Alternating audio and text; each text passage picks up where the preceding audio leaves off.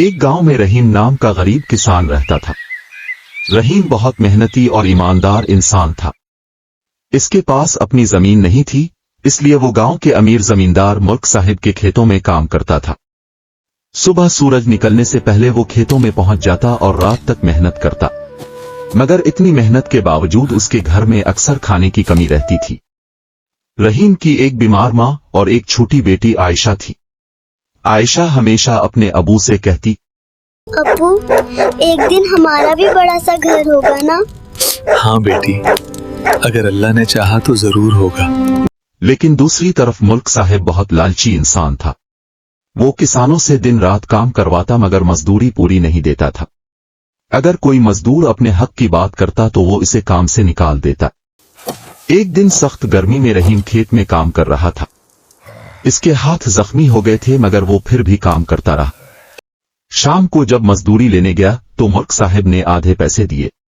रहीम ने अदब से कहा, मालिक, मैंने पूरा दिन काम किया, ये आधी मजदूरी क्यों? अगर काम करना है तो करो, वरना बहुत लोग खड़े हैं काम के लिए। रहीम खामोशी से पैसे लेकर घर चला गया। घर पहुंचा तो आयशा ने खुश होकर पूछा, अबू, आज मेरे लिए दवाई लाए, दादी तबीयत खराब है। नहीं बेटी, मेरे पास दवाई खरीदने के पैसे नहीं है। रहीम की आंखों में आंसू आ गए क्योंकि इसके पास दवाई खरीदने के पैसे नहीं थे। अगले दिन गांव में खबर फैली कि बारिश न होने की वजह से फसलें खराब हो रही हैं। सब किसान परेशान थे, मगर रहीम ने हिम्मत नहीं हारी। वो दिन रात मेहनत करता रहा। एक रात जोरदार आंधी आई। मुल्क साहिब के कई खेत तबाह हो गए। अनाज पानी में बह गया। सुबह जब मलिक साहिब ने नुकसान देखा तो वो परेशान हो गया। वो चीख कर बोला, मेरी सारी फसल बर्बाद हो गई। अब कोई मजदूर उसकी मदद के लिए तैयार नहीं था क्योंकि इसने हमेशा सबके साथ बुरा सलूक किया था। मगर रहीम खामोशी से अपने कुछ मजदूर दोस्तों को लेकर आया और खेत संभालने लगा।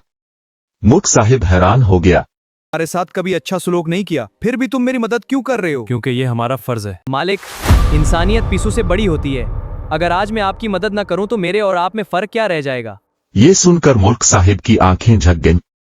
पहली बार उसे अपनी गलतियों का एहसास हुआ।